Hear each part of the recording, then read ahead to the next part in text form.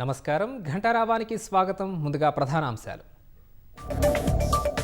రిజర్వేషన్ల ద్వారా ఎంఐఎం పార్టీకి లబ్ధి చేకూరుతుందన్న కిషన్ రెడ్డి. బీసీలకు నష్టం చేసే చర్యల్ని అడ్డుకుంటామని వ్యాఖ్య.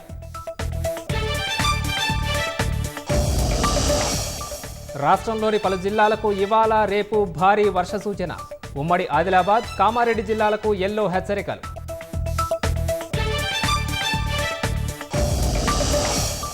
5 రోజులుగా సభా కార్యక్రమాలను అడ్డుకుంటున్న విపక్షాలు.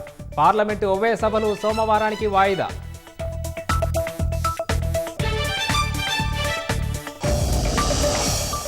అశ్లీల కంటెంట్ కట్టడికి కేంద్రం చర్యలు. మొత్తం 25 ఓటీటీలు, వెబ్సైట్లపై నిషేధం.